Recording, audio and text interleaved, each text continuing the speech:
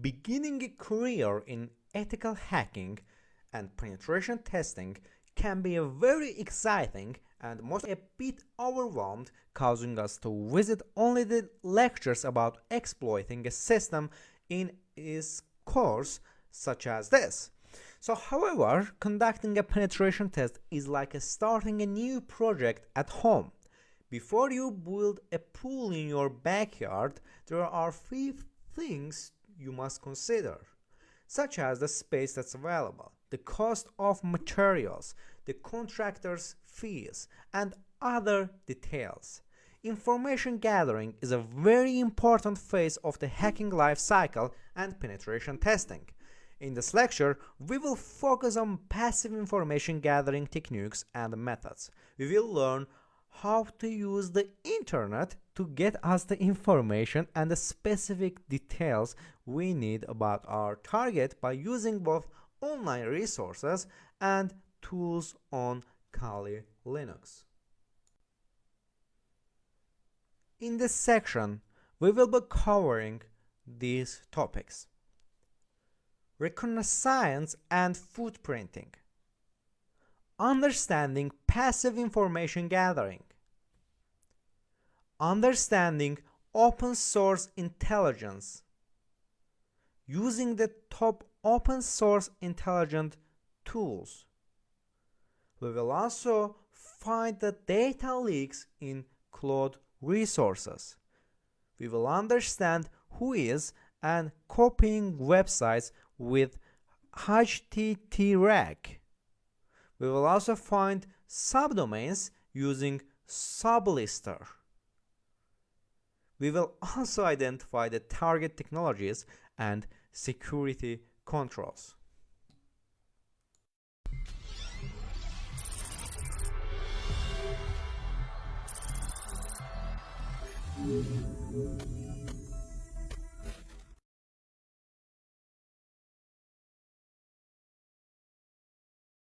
Cybercrime. In a nutshell, cybercrime includes any illegal activity committed using a type of computing device or computer networks, such as the Internet.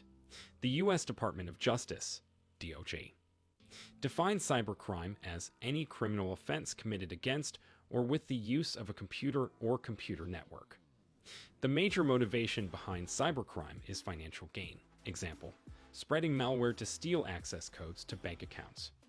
However, a good portion of cybercrime has different motivations, like interrupting service, for example, DDoS attacks to stop services offered by the target organization, stealing, confidential data, example, consumer data, medical information, exchanging copyrighted materials in an unlawful way, and cyber espionage, corporate trade, and military secrets. What is cybercrime?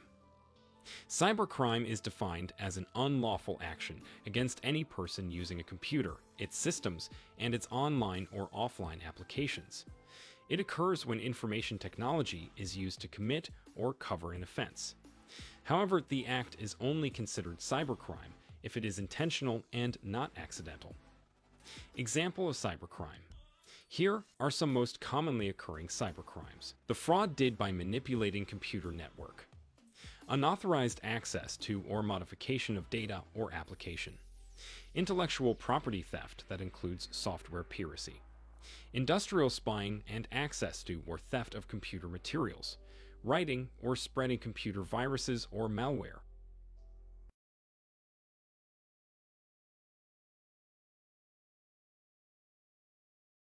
Cybercrime can be originated from two main sources: insider attacks and external attacks.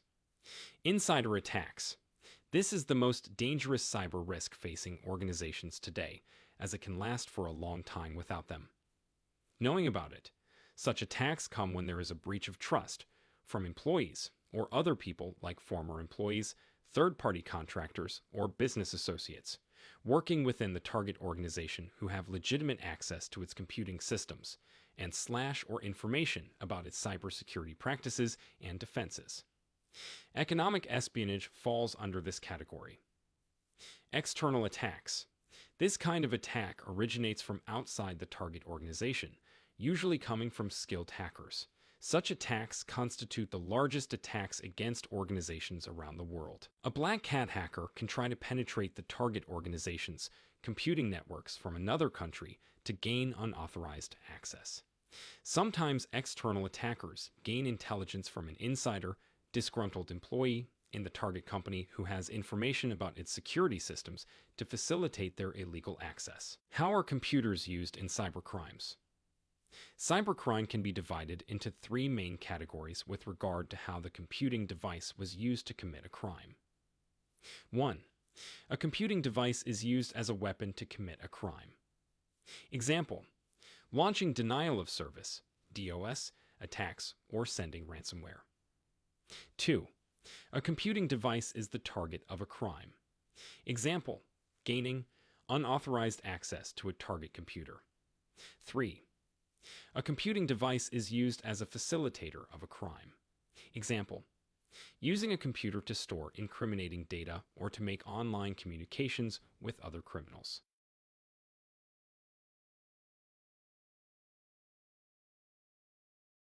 Example of cybercrime. Different types of computer threats are associated with varied types of damaging effects. For example, some threats may damage or corrupt your installed operating system and force you to reinstall it. Another type may steal your credentials and saved passwords. Still, other threats may not bring any harm to your PC. Instead, they will track your online activities and invade your privacy. Today, criminals are smarter than ever before, and malicious programs are more sophisticated. Modern malware can infect a target computing device and remain undetected for a long time. The motive behind the majority of cyber attacks nowadays is not to damage your machine, but instead to steal your money, to access your private information, or to acquire your logon credentials.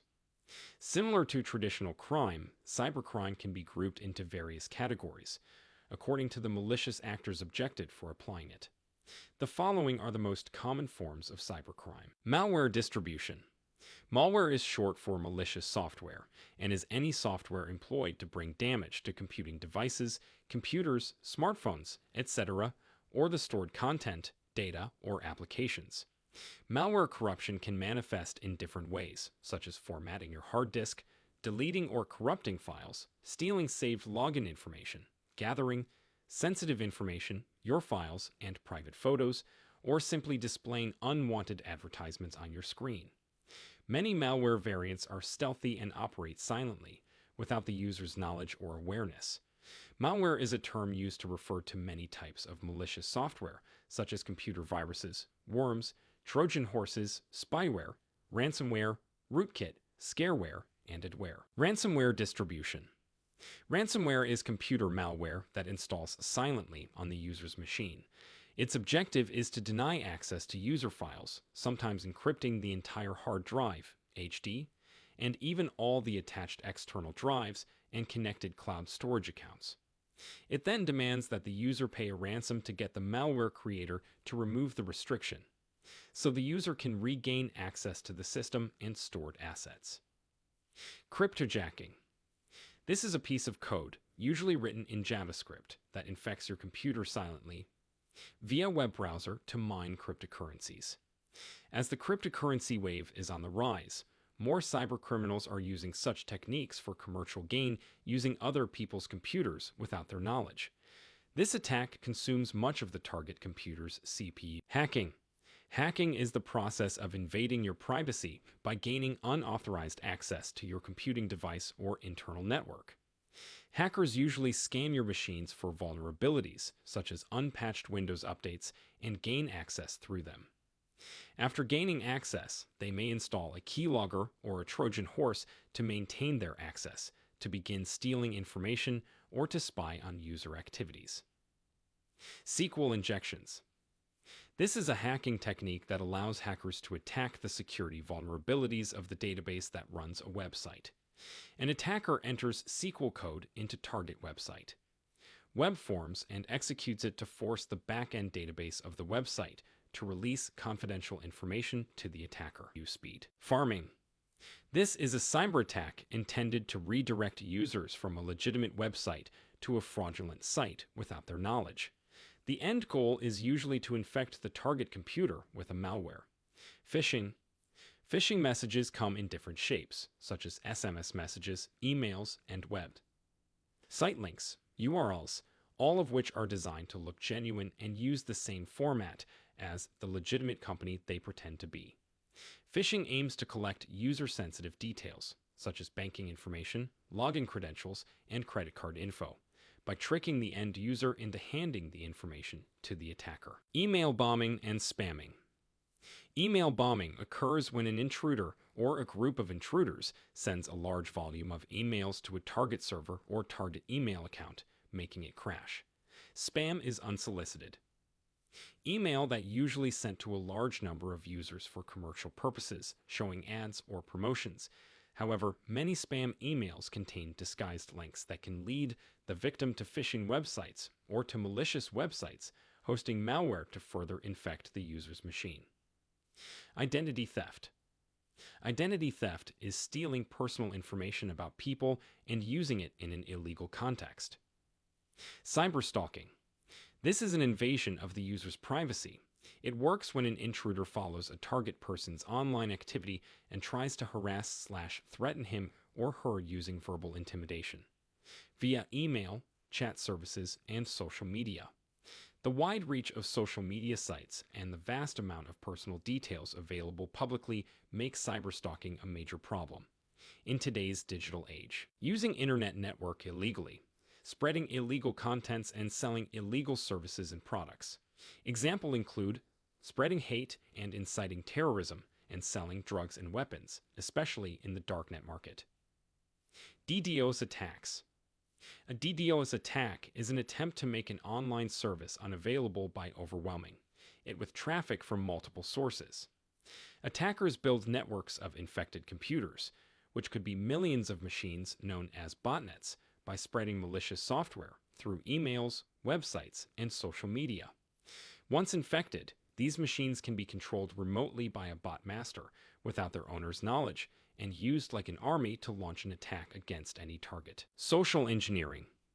Social engineering is a kind of attack that uses psychological tricks, social tricks, over the phone or uses a computing device to convince someone to hand over sensitive information about himself or herself or about an organization and its computer systems. Software piracy. This is the unauthorized use, downloading, and distribution of pirated material like movies, games, software, songs, books, and other intellectual property products. Cybercrimes could be conducted by either one person or a group of organized criminals. The latter is more dangerous as it has the resources to conduct and develop sophisticated attacks against target organizations and individuals.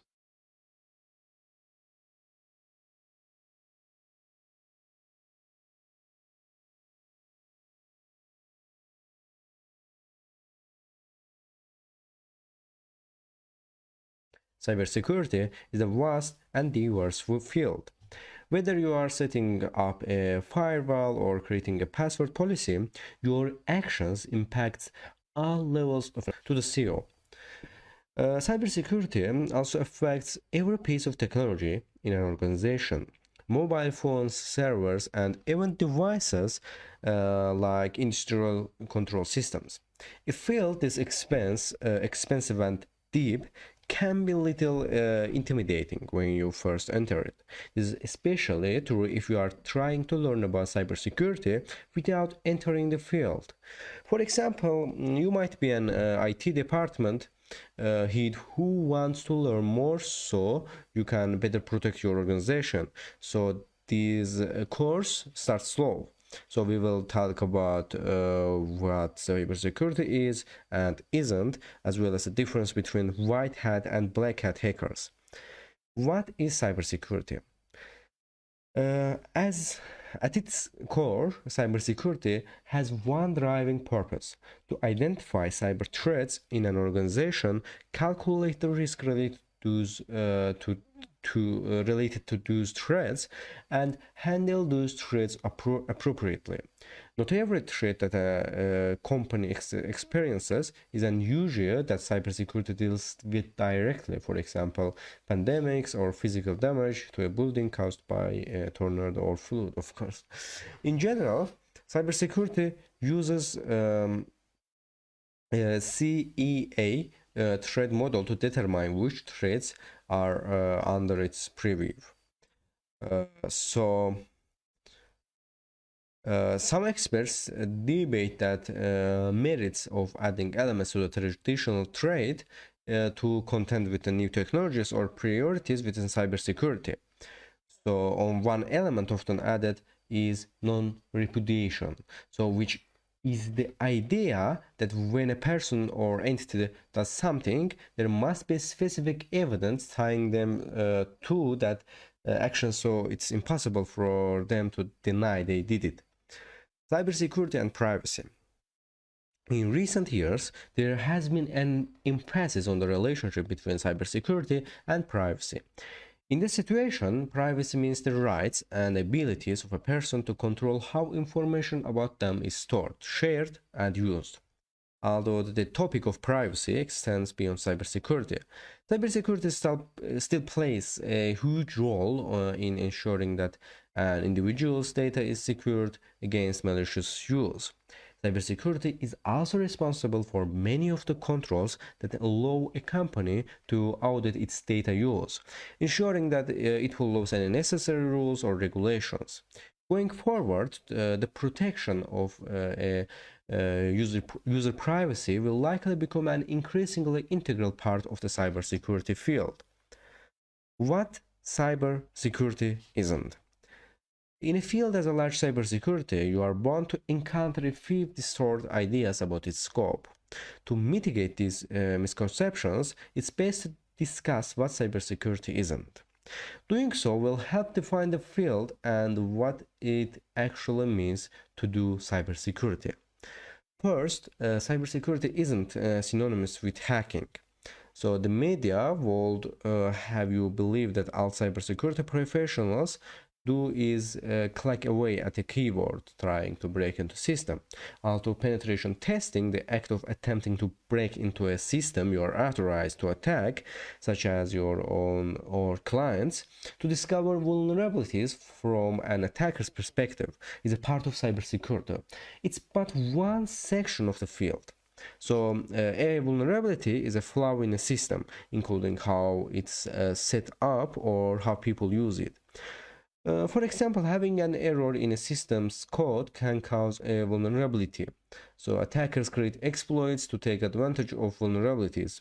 But just because you don't know how to execute an exploit using a flaw in a computer's memory doesn't mean you can't be an expert in setting up and maintaining firewalls.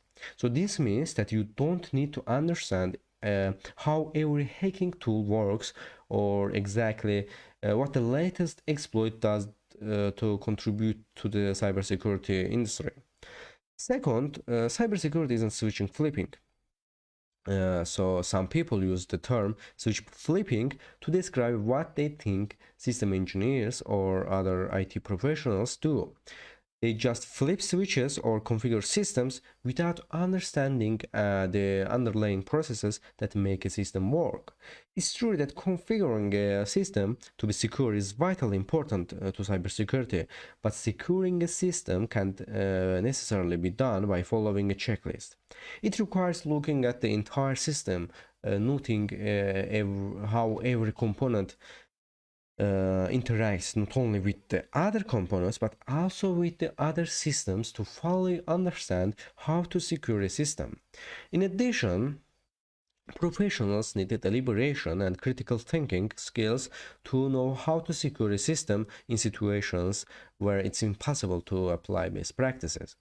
Third, the cybersecurity doesn't only require technical skills. Just as important as technical knowledge is the ability to translate that information into tips and resources that everyone can understand when professionals give presentations or write reports. Cybersecurity professionals work with every department in an organization, which means their interpersonal communication skills are essential.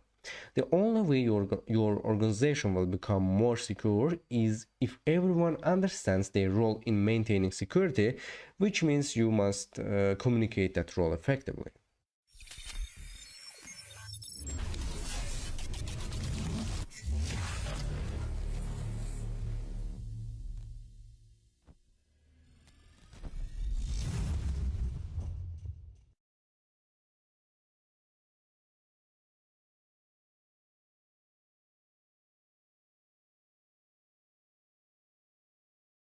Firewalls are arguably one of the best methods of protecting your computer, yet very few people understand them.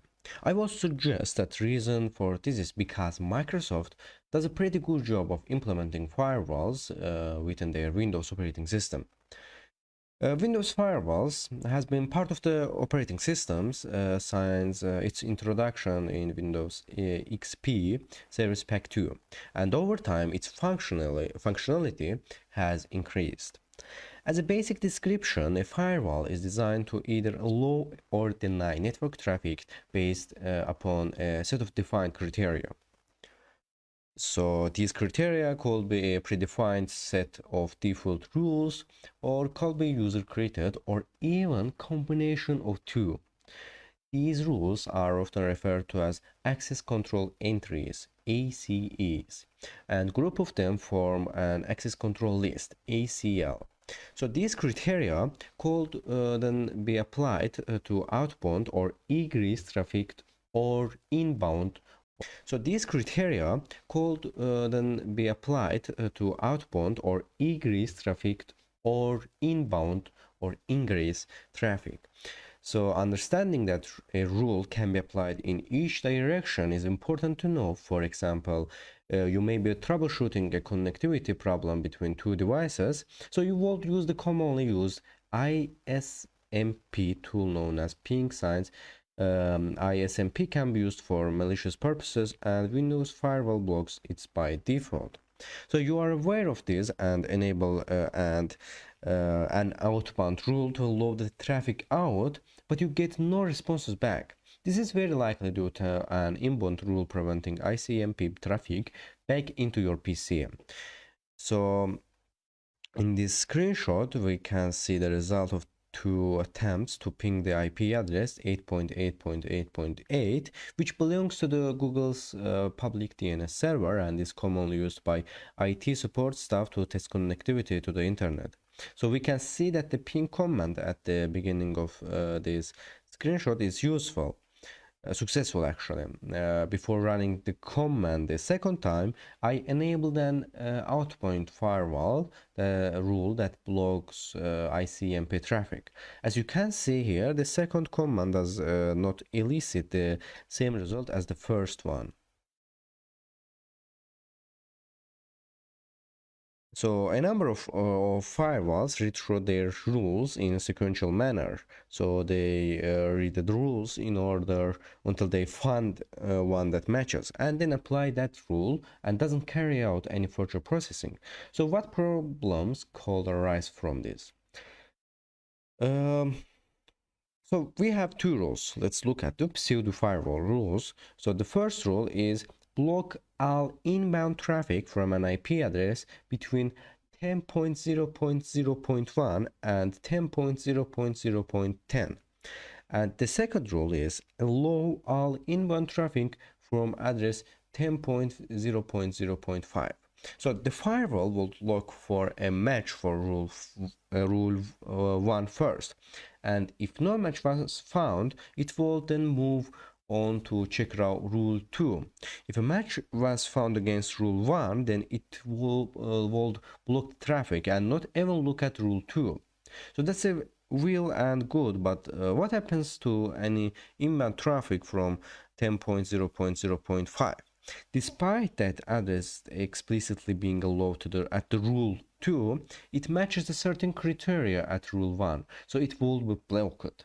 So a better way of doing this would be to reverse the order of the rules. So The first rule will be allow all inbound traffic from IP address 10.0.0.5, and the second rule will be block all inbound traffic from an IP address between 10.0.0.1 and 10.0.0.10. So by reversing the rules, any inbound traffic from 10.0.0.5 will be received by the firewall and compared against rule 1. So in this case, rule 1 is a match. So the traffic is allowed and rule 2 never gets checked. So Windows Firewall is an example of host-based firewall. So a host-based firewall is one that is either built into the operating system or installed on the device. So the limitation of this is that you need to configure the firewall on each device, and it only protects that device. So one saving grace if you are in a domain environment is that you can deploy these settings to each machine using a group policy object actually, not project. A network-based firewall, on the other hand, provides protection to all of your networks and monitors traffic going in and out of the network. So this may be through the dedicated hardware device or as a feature on another network device such as a router.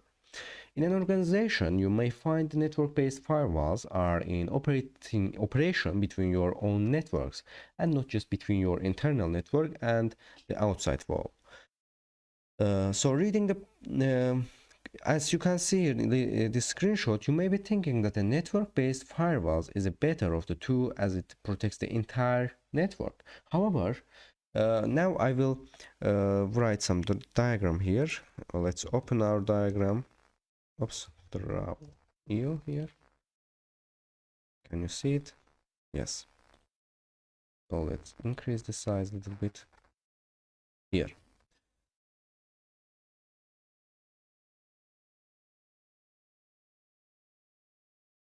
As you can see here, so we upon that, so let's go to new page here. So now I will create an firewall diagram here for better understanding and illustration. So let's create we need for this we need actually two computers, one firewall and one cloud and one router. So here so this will be our computer one.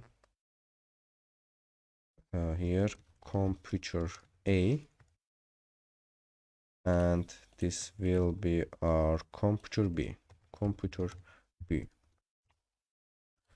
here. So these two computers connects to a router here, for example, like that. So these computers connects to this router 1 2. Oops. 1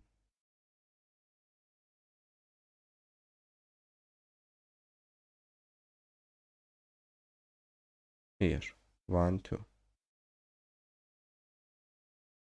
here, and this router here, this router connects to firewall, network-based firewall.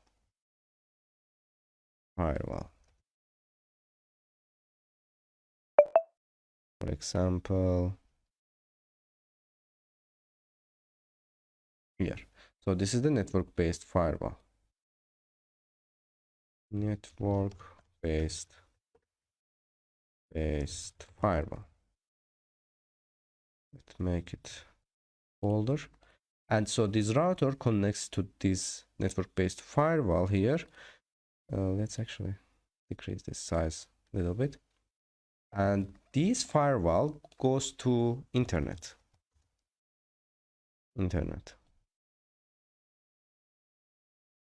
Here, internet.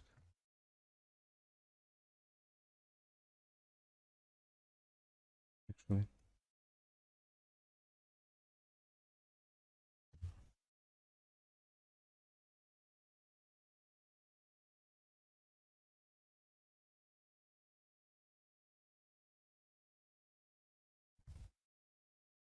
internet.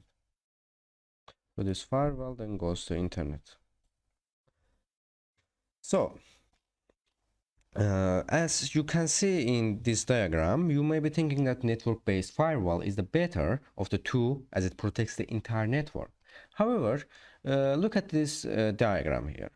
So, and actually, let me watch this. Is this recording? Yes. So, however, look at this diagram. So, as you can see here, and pay particular attention to the placement of the firewall here. So it's only inspecting traffic that transmits through it. But what would happen if computer A here is compromised from attacking computer B? If this computer A attacks to computer B, then what happens? So is host-based firewall better?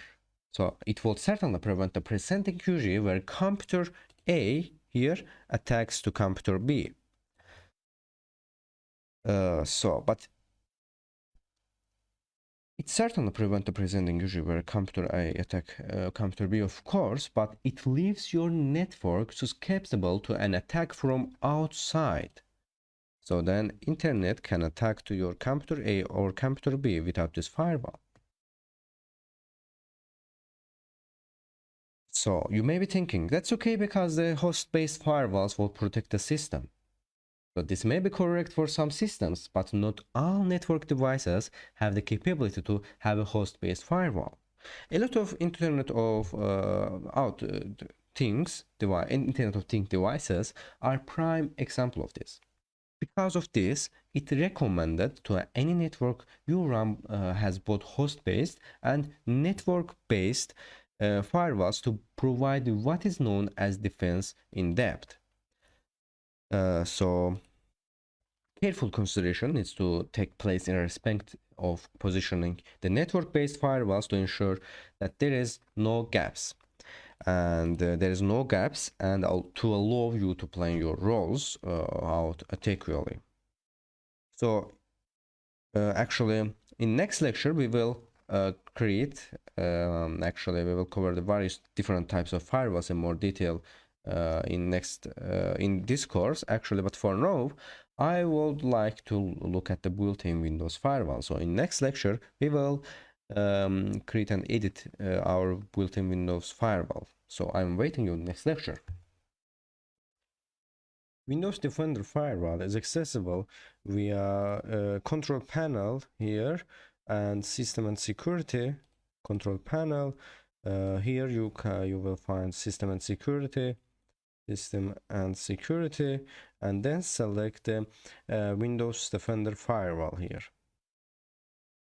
As you can see here, networks at home, you know, most people on the network. So we can see how many firewalls have been configured in these screenshot private networks, guest or public networks firewalls here, as you can see here. So notice that it details the configuration for private network and public networks. When you connect to a new network, you are prompted to specify that sort of network location you are connecting to. Home or work networks are classed as private networks. Wi-Fi hotspots in bars, libraries, coffee shops, and so on will be classed as ghost or public networks. When you select one of these options, a set of pre-configured firewall rules are applied to that connection. So a connection type that is not displayed in this screenshot is the domain here. So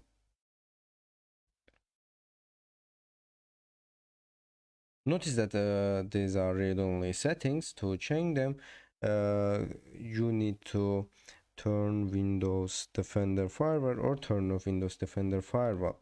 So to enter this area, you just have to click turn Windows Defender Firewall on or off, and you can control the Windows Defender Firewall here.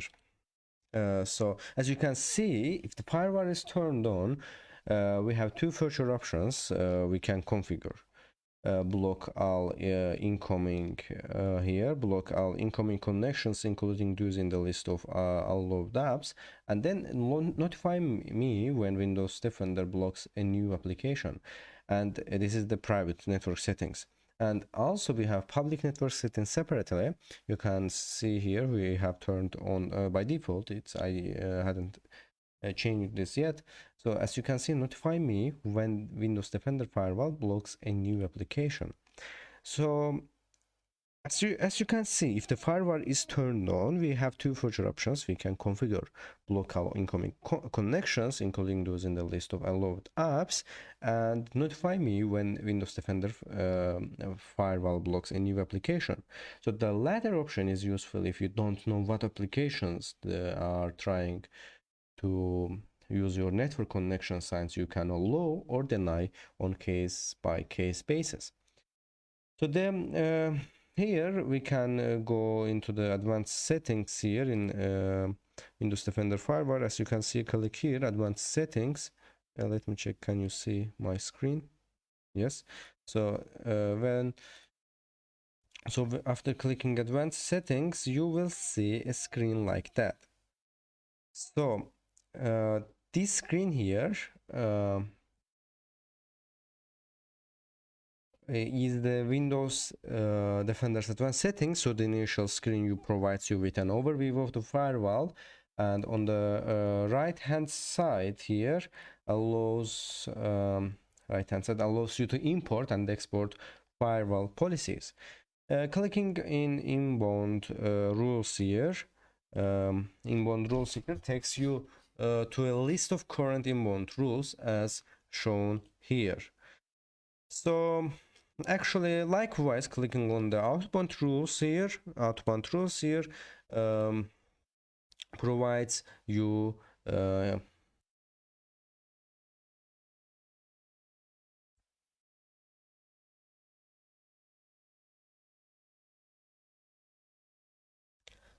provides you a list of current outbound rules here, as you can see here. So actually, by double clicking on existing rule, you can see the properties of these rule here. For example, we have so many outbound rules and inbound rules here. Here, as you can see, we have outbound rules Skype here. So here actually we have Windows shell experience here as well. Windows shell experience. Here, as you can see here, we can open double of these connections here.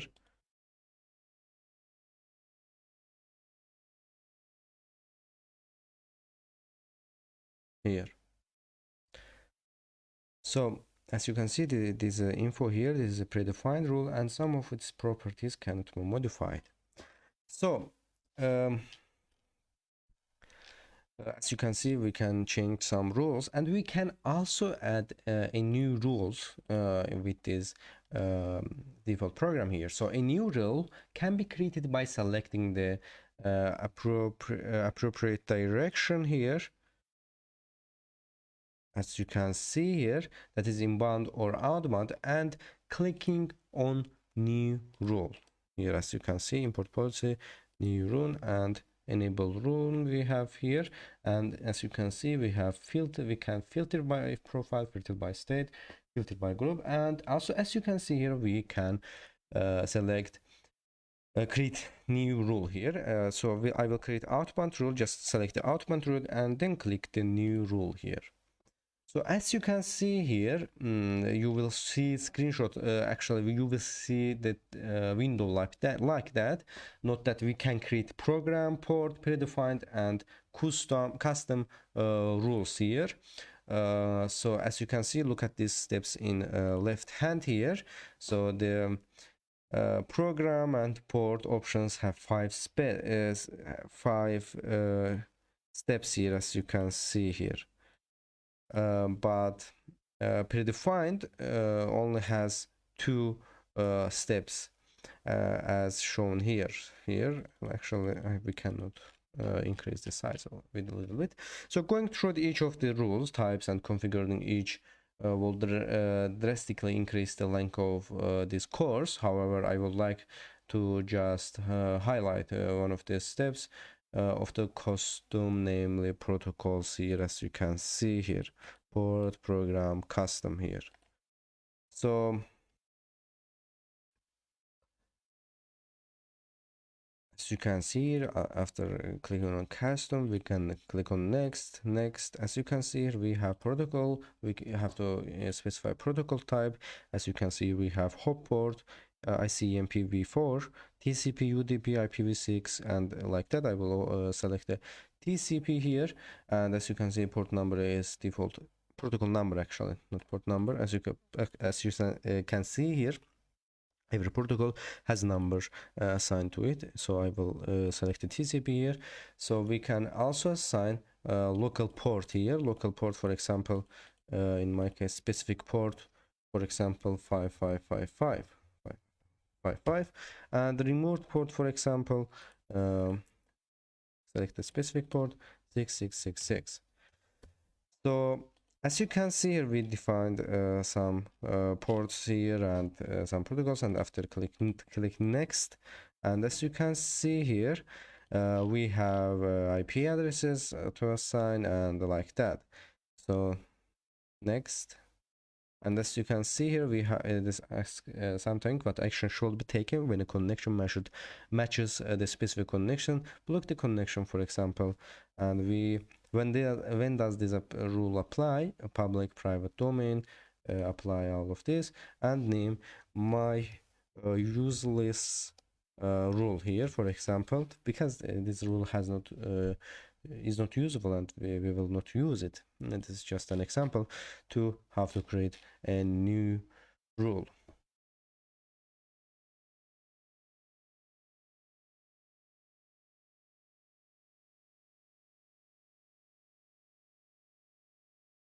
Or a perimeter network is a means of allowing the public to access the certain network services while still maintaining the security of your internal devices. At this point, you may be thinking, that's what an extranet actually does. Yes, there are some similarities between them, but remember, an extranet provides access to those services to trusted organizations, whereas DMZ allows access to the public.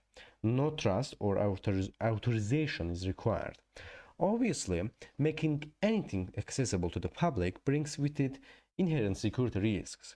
So it's important that only services that are deemed as a public facing and necessary are placed there, and that suitable security mechanisms are put in place as added protection.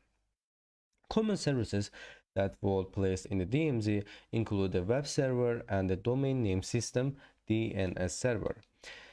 So now I will create a new diagram here. Plot here, for example. This will our internet here. www. So next we will intranet here. Internet here. This will be closed as well. So this goes to firewall.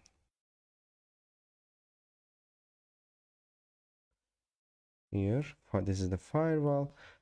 So firewall, for example, let's name it firewall B and firewall B, and this firewall B here.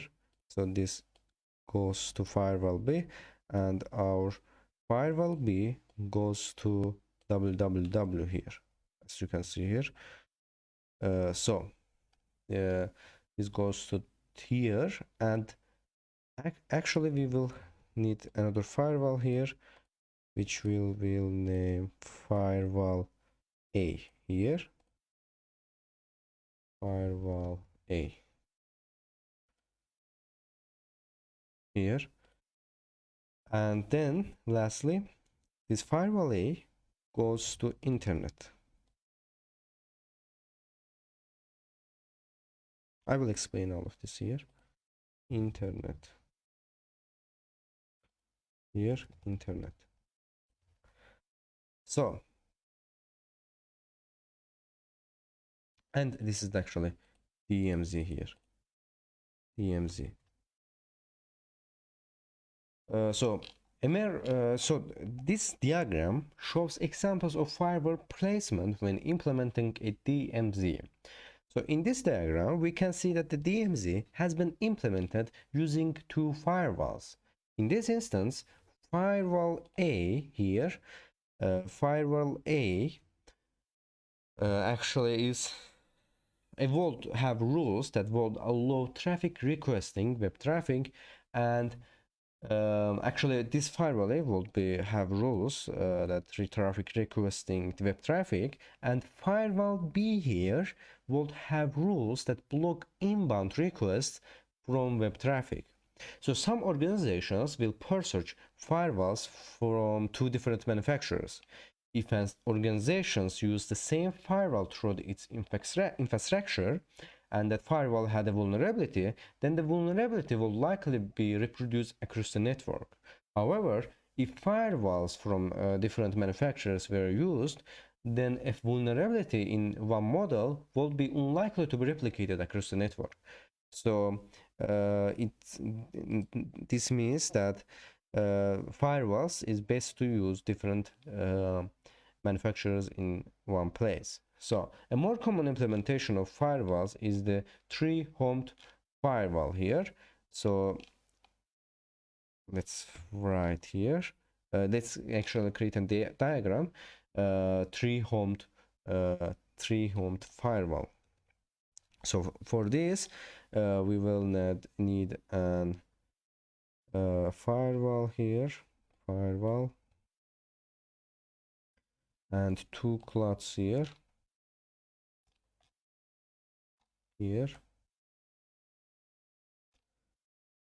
This is our internet here. So let's make bigger firewall here, and then cloud here, www. So here this goes here, and this goes here, and this goes here. So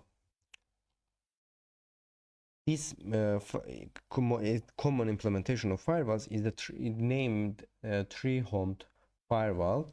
Here, let's write here three-homed firewall. Text here.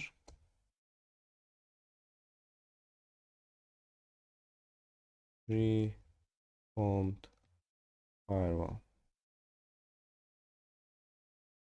Okay. This is three-homed firewall. So this implementation is sometimes also referred to as triple-homed firewall or screened subnet. Each home on the firewall refers to a different network. So the external network, the DMZ, and the internal network, here, and internal network. So let's write here DMZ here. Actually, not www, and this is the DMZ. So although a simple firewall is being utilized, each port can have different rules assigned to it. For example, port 2 can allow inbound web request traffic, and port 3 can block this traffic. While it obviously saves the cost for only requiring one firewall, it increases the risk. If that one firewall is breached, then both the DMZ and the internal network could be compromised.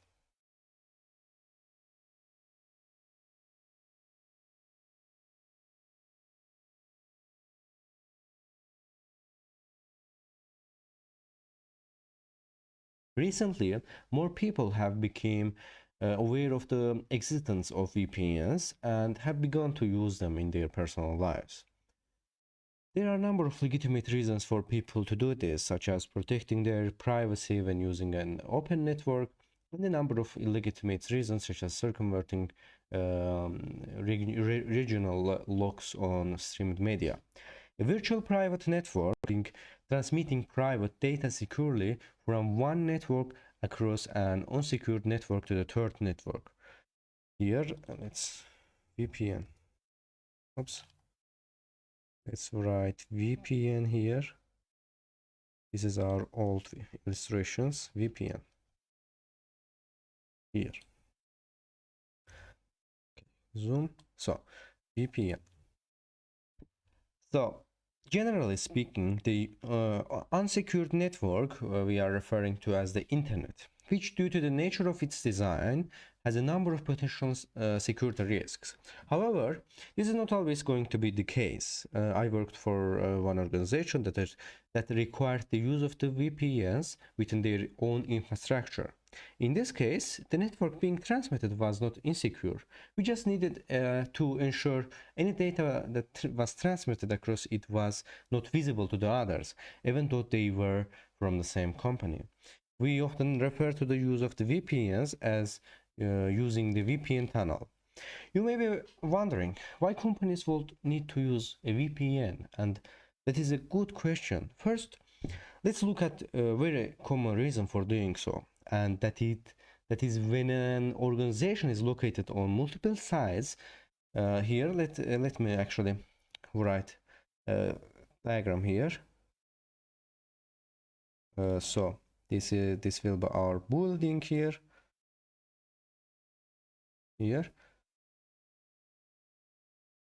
So here we will have the head office here, and then we will have another office here. This will be branch office. So in head office we will have two computers, for example, computer 1 and 2. Actually 1 here,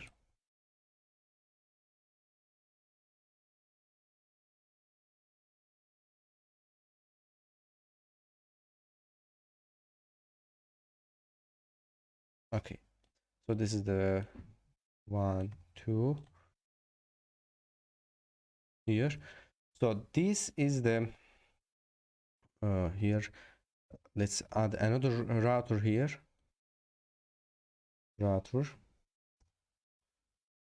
So for example, let's make this router, and then we will create another router here as well, and cloud. This will be internet cloud here. This is the internet actually let's write inside here. Actually not inside, it's good like that. So this will be internet, and we inside internet we will have tunnel, which is VPN tunnel here. This is the VPN tunnel here. So let's make internet bigger here, and tunnel smaller here.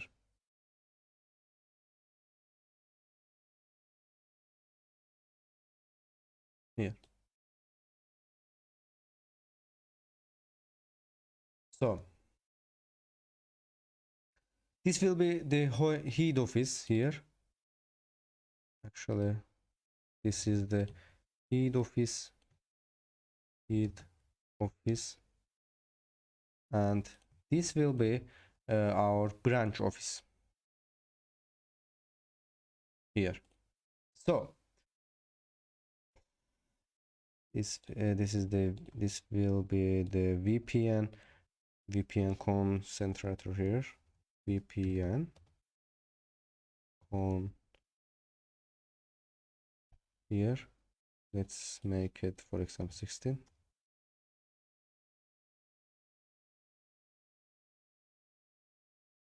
Here. This is the VPN concentrator and the VPN concentrator also. So these computers connects to this VPN concentrator, and also this, and this connects to, and this computer connects to. And this VPN concentrator connects to the VPN tunnel.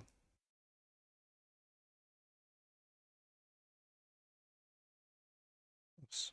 So this connects to VPN tunnel here. So as you can see here,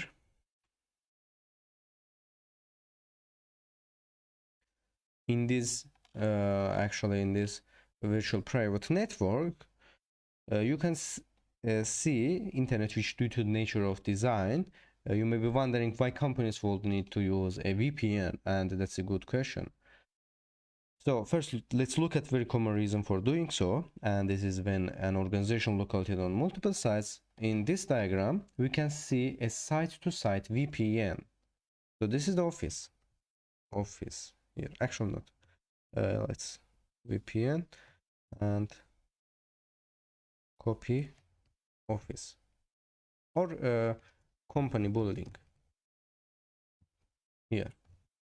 So in this case, the organization wants to ensure that all the traffic between the sites is protected. So they utilize VPNs to facilitate this.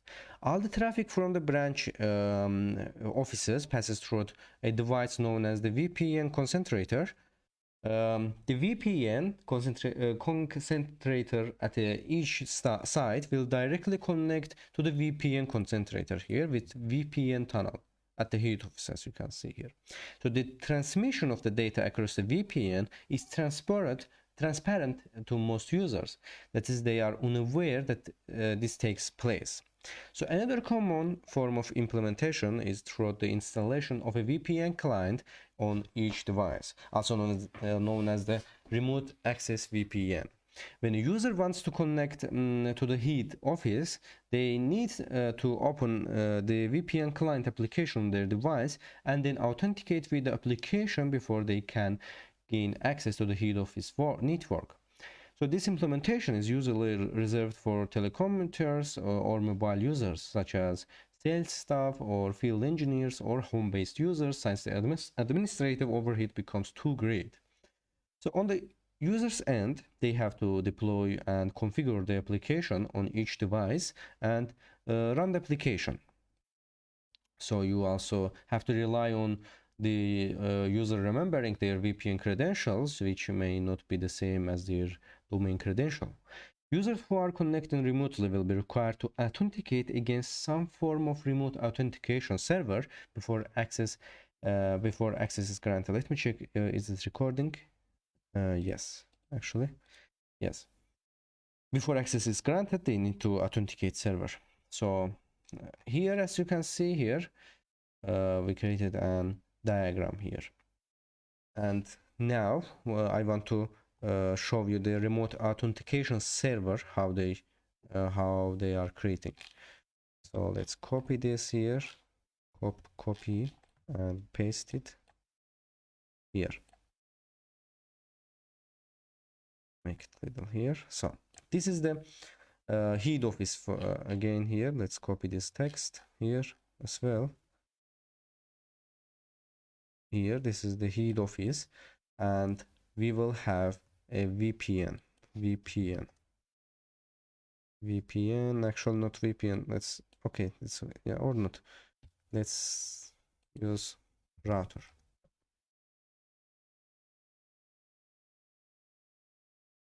Okay, this, or not, this is the VPN concentrator, and we will VPN concentrator.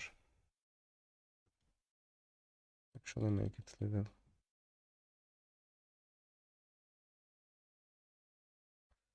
So this is the VPN concentrator, and we will actually, in this case, we will use remote authentication server here, and this will be our remote authentication server. Remote server. Here, this is our the remote authentication server, and this VPN concentrator goes to remote authentication server here, and also for example, we will use TÜV computer, also goes to the first computer, for example, home based, and here we will have second computer, for example, field based. And then this actually directly goes to internet via VPN tunnel, and then these computers connects in here with this VPN tunnel, connects to the VPN here. So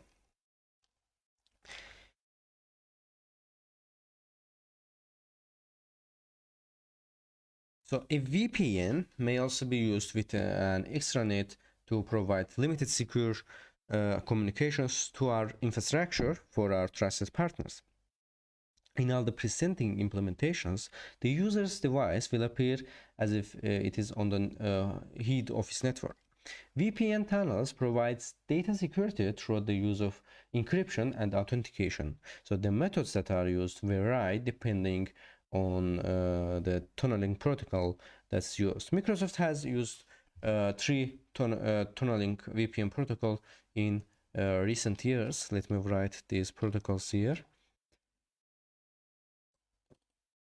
Actually here. So this is first is point-to-point tunneling protocol, link protocol, which tell that PPTP, and also we have point-to-point protocol, point-to-point protocol, also refer that PPP, and we have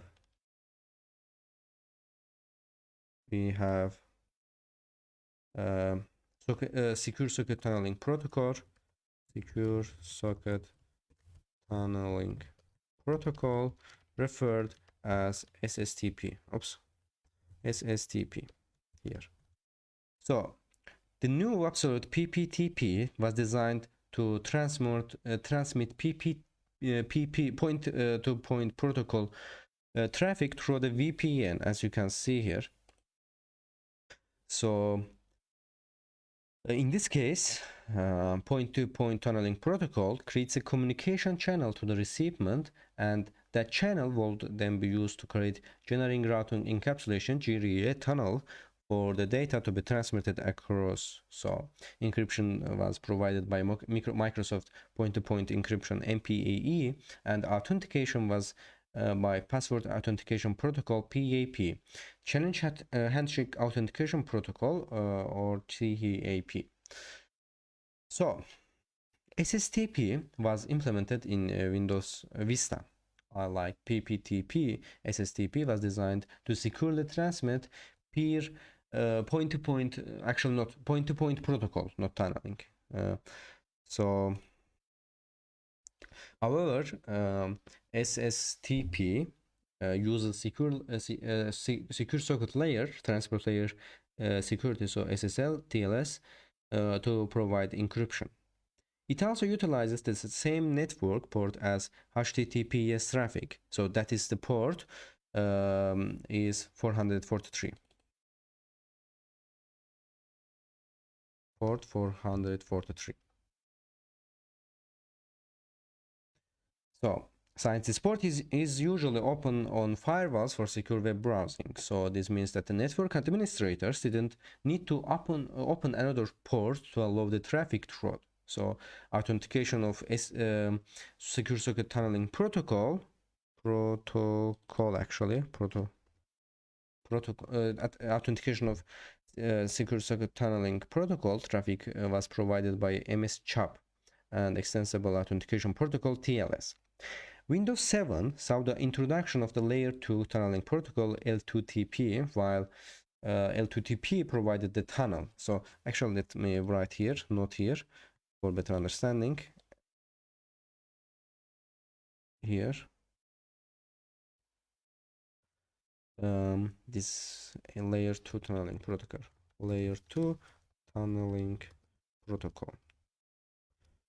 So L2TP. L2TP. So while L2TP provided a tunnel, it did not provide any form of encryption. So it was usually deployed alongside Internet Protocol Security IPsec. So which does so authentication is conducted using the Internet Key Exchange IKA. So to try and overcome the issues with users forgetting to start their VPN connections, Microsoft released support for direct access in Windows 7. When a user started up their device, the direct access service running on it will check to see if it was on the same network as the direct access server. If it is discovered it was on the same network, then it knew that to use direct access as a form of VPN. So however, if it was not the same network as the direct access server, then the device will use the direct access service to make a connection to your organization's direct access server. Again, this was transparent to the user. So the additional benefit of using direct access was the administrators could manage those remote devices as if they were on the local network. With the release of Windows 10, Microsoft provided users with a service called Always On VPN, which was designed to replace direct access. Always On VPN could be configured to create a device tunnel that would connect through the VPN once the device had booted up, or could be configured to a user tunnel that connects once a user logs in. So these two options are not mutually exclusive, and but both can be implemented at the same time. However, to utilize a device tunnel, you have to use either an enterprise edition of Windows 10 or education edition.